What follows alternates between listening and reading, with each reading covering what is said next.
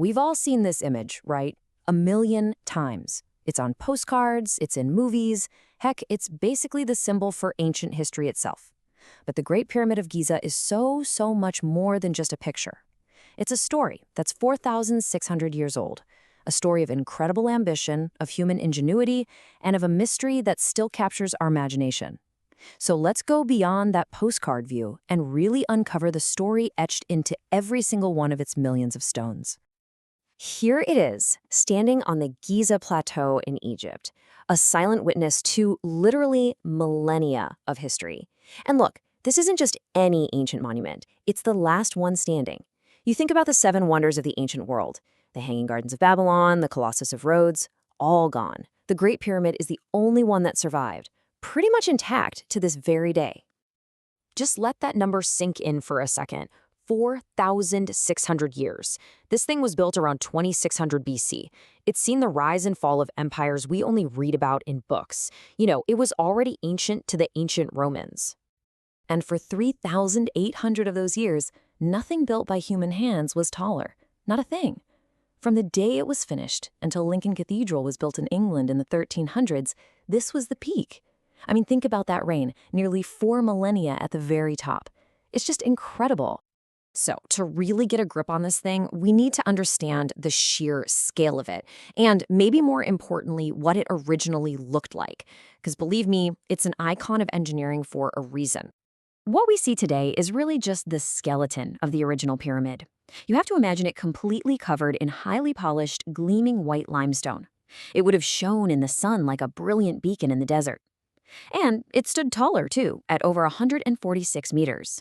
But, centuries of earthquakes and people carting off those casing stones to build things in Cairo have left us with the rough, underlying core we see now, and it's a bit shorter at about 138 meters.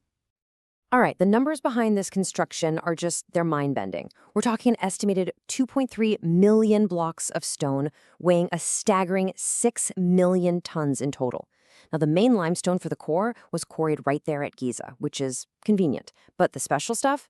That required a massive logistical operation. The shiny white casing came from Tura, all the way across the Nile, and the huge granite beams for the chambers inside, some weighing up to 80 tons, were brought from Aswan, over 900 kilometers away. But here's the detail that really gets me, the thing that speaks volumes about their skill. The joints between those original casing stones were just 0.5 millimeter wide. That's razor-thin precision. Which, of course, brings us to the biggest questions of all.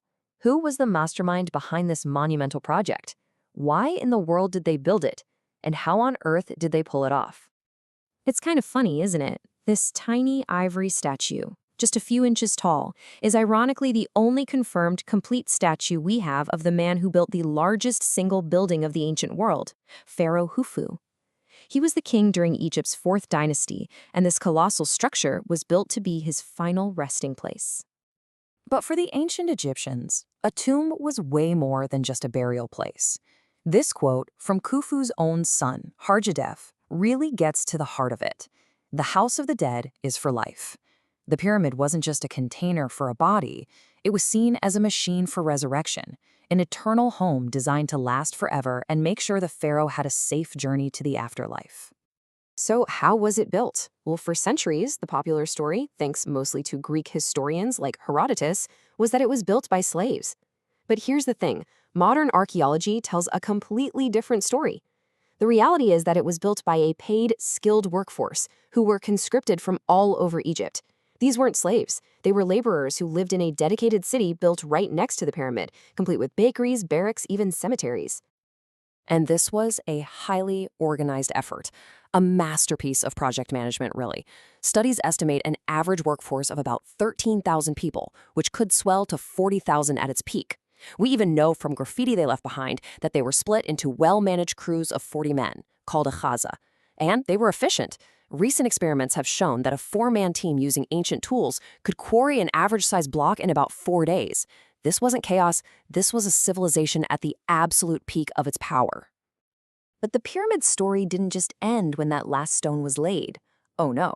After Khufu's death, it began a whole new journey, transforming from a sacred, sealed tomb into a landmark shrouded in myth, a target for looters, and eventually a subject of intense scientific study. This timeline gives you a quick flyby of its incredible life, so to speak. Built around 2600 BC, it was probably broken into and looted for the first time just a few centuries later, during a period of chaos. By the 4th century AD, people had totally forgotten its original purpose. In the 9th century, a caliph named Al-Mamun famously forced his way inside, looking for treasure. And it wasn't until the 1400s that its true purpose as a tomb was really rediscovered by European scholars. It's wild to think that for over 1,000 years, people looked at this massive structure and had absolutely no idea why it was there. The most popular theory in medieval Europe and the Middle East was that these were the giant grain silos built by the biblical Joseph. Other legends told of a mythical king who built them to survive a great flood. The real truth was buried as deeply as the pharaoh was meant to be. So, how did we finally cut through all those legends and confirm with certainty that this was Khufu's pyramid? Well, the answer lies in a trail of evidence left behind by the builders themselves. This right here is the smoking gun. Back in the 1830s, explorers blasted their way into these sealed chambers high above the king's chamber. And on the walls, they found graffiti left by the work gangs, scrolled in red paint. You can see it on the left. That oval shape is called a cartouche, which is how royalty framed their names. And the name inside? Khufu. On the right is a clay seal found nearby, also stamped with his name. This was direct physical proof from the time of construction. Then, in 2013, came one of the most incredible discoveries in modern Egyptology, the Diary of Mir. This papyrus is basically a logbook, a work journal, kept by an official who was in charge of shipping those white Tura limestone blocks. It's a 4,600-year-old shipping manifest, and in it, Mir repeatedly calls his destination by its ancient name, Akhet Khufu, the horizon of Khufu. I mean, come on, a direct written confirmation. It doesn't get much better than that. And it's not just one thing, you see. We can also use science to triangulate the date. Historical records, like ancient lists of kings, put Khufu's reign somewhere between 2700 and 2500 BC.